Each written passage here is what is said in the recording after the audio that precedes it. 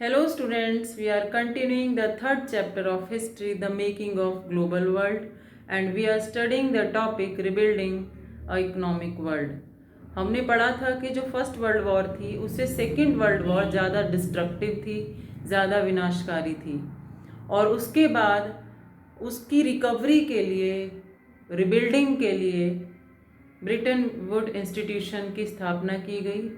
Britain would institution में जो IMF और वर्ल्ड बैंक को इस्टेब्लिश किया गया ताकि जो कंट्रीज़ इफ़ेक्ट हुए थे वर्ल्ड वॉर से उनकी कमी को पूरा करने के लिए, उस खामियाजे को भरने के लिए और उनकी कंडीशन को बेटर करने के लिए। तो let's do Britain would institution conference July 1944। Britain would institution यानी ब्रिटेन वुड में एक कॉन्फ्रेंस हुई थी जुलाई 1944 में, जिसका कॉन्फ्रेंस का नाम क्या था? United nation monetary and financial conference. ठीक है, ये ब्रिटेन वुड में हुई के न्यू हैम्पशायर, ब्रिटेन वुड के न्यू हैम्पशायर में हुई थी, USA में।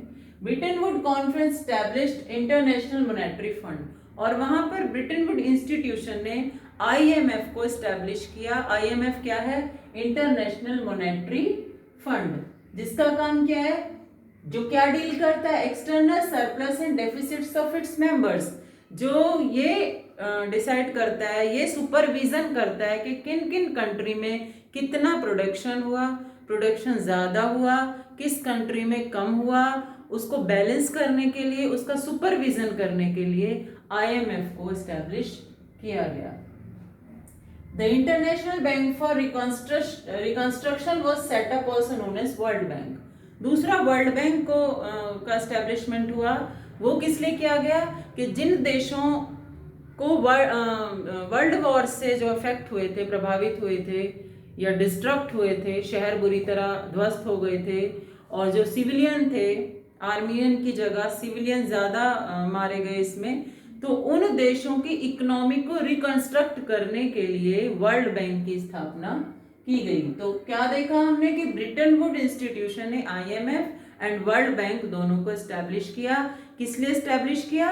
Reconstructions of the countries, rebuilding of the economy को रिबिल्ड करने के लिए, इकोनॉमी को रिकंस्ट्रक्ट करने के लिए, और जो अदर कंट्रीज थे उनके प्रोडक्शन पर सुपरविजन करने के लिए, उनके कंजप्शन का सुपरविजन करने के लिए ये दोनों एस्टैब्लिश की गई संस्थाएं। इसका भी डील यही थी कि to finance post war reconstruction. अब जो देश प्रभावित हुए थे उनको फाइनेंस किया जाता था वर्ल्ड बैंक के द्वारा, वो पैसा दिया जाता था और उससे वो अपनी इकोनॉमी को बेहतर करते थे।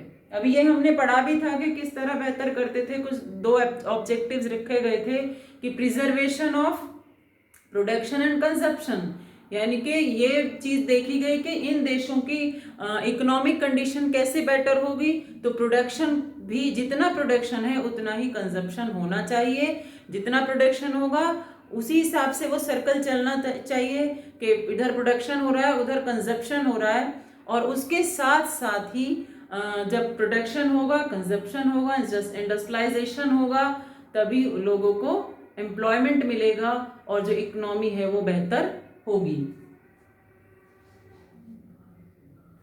तो IMF, World Bank refer to as Bretton would institution. तो ब्रिटेन वुड इंस्टीट्यूशन ने ये दोनों को रेफर किया, IMF को और वर्ल्ड बैंक को। The IMF and world Bank began operating 1947। अब इन दोनों ने, IMF ने और वर्ल्ड बैंक ने, अपना काम 1947 से करना शुरू कर दिया था। अब जो इनका डिसीजन मेकिंग होता था, जो भी निर्णय लेते थे IMF या वर्ल्ड बैंक फाइनेंस करने के लिए अदर कंट्रीज को, या जो पुअर कंट्रीज थे उनकी स्थिति को बेहतर करने के लिए, तो उसको, इनको जो वेस्टर्न कंट्रीज थी, जो पावरफुल वेस्टर्न कंट्रीज थी, वो इनको, और जो इंडस्ट्रियल थी वो इनको कंट्रोल करती थी, इनका सुपरविजन करती थी, IMF और वर्ल्ड बैंक का। USA had veto. अब USA, क्योंकि हमने पढ़ा था कि आफ्टर सेकेंड वर्ल्ड वॉर जो USA था वो एक वर्ल्ड पावर के रूप में उभरा था और उसके पास वीटो पावर थी। अब हम देखेंगे कि वीटो पावर क्या है। वीटो पावर एक लैटिन भाषा का शब्द है जिसका मतलब है आई डिसएग्री, मैं सहमति नहीं देता या मैं असहमत हूँ। तो ये वीटो पावर क्या है, ये यूएनओ के इसमें 5 देश इसमें शामिल हैं, और जो 5 देश जो स्थायी रूप से यूएनओ के सदस्य हैं, वो 5 देशों को वीटो पावर मिली हुई है कि यदि किसी भी देश की इकोनॉमी से संबंधित या किसी पॉलिटिकल से संबंधित या सोशल किसी भी तरह से संबंधित कोई बात आती है और वो उससे असहमत हैं, तो वो अपने वीटो पावर का यूज कर सकते हैं। वो कह सकते हैं कि मैं इस बात से असहमत हूँ। तो ये veto power in 5 permanent members को मिली हुई है, जिन्हें हम P5 भी कहते हैं। Britain would system was based on fixed exchange rate of currency. अब ब्रिटन वुड ने उस समय पे क्या किया, करेंसी का फिक्स रेट कर दिया गया था, और करेंसी को यानी कि जो डॉलर था, यूएस डॉलर था, उसको स्टैंडर्ड माना गया, उसको स्टैंडर्ड बनाने की कोशिश की गई, और फिक्स्ड एक्सचेंज रेट करेंसी का किया गया।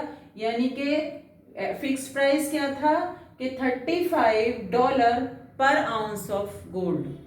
ये गोल्ड के रिलेटिव उसको किया गया, उससे जोड़ा गया। और हाँ, तो अब इसके बाद जो फिक्स रेट का मतलब क्या होता है कि उस समय पे फिक्स रेट कर दिया गया, यानी कि जो डॉलर की कीमत है वो सिर्फ 35 ही रहेगी पर आउंस ऑफ गोल्ड। तो ये एग्जाम्पल के तौर पे जैसे हम देखते हैं कि $1 ₹50 का है, तो वो फिक्स है, वो चेंज नहीं होगा, ना वो ऊपर होगा ना नीचे होगा। तो ये फिक्स रेट था, लेकिन ये बहुत ज़्यादा दिन तक नहीं रह पाया, क्योंकि डॉलर की जो कीमत थी वो ऊपर नीचे होती रहती थी, जिस वजह से इस फिक्स रेट को ख़त्म किया गया और उसके बाद फ्लोटिंग एक्सचेंज रेट लाया गया। जिसमें क्या था, फ्लोटिंग एक्सचेंज रेट में क्या था, आप जो आज के टाइम में है, हम देखते हैं कि डॉलर की कीमत कभी 60 हो जाती है, कभी 65 हो जाती है, कभी 70 हो जाती है। तो ये फ्लोटिंग रेट है, यानी कि ऊपर नीचे होता रहता है। उस समय फिर ब्रिटेन वुड ने ये फिक्स रेट डॉलर का कर दिया था। तो ये हमने पढ़ा था ब्रिटेन वुड इंस्टीट्यूशन का स्टैब्लिशमेंट, किस तरह से उसको स्टैब्लिश किया गया और डॉलर को फिक्स किया गया, डॉलर का फिक्स करेंसी रेट हुआ, और किस तरह से IMF और वर्ल्ड बैंक का स्टैब्लिशमेंट हुआ। Thank you.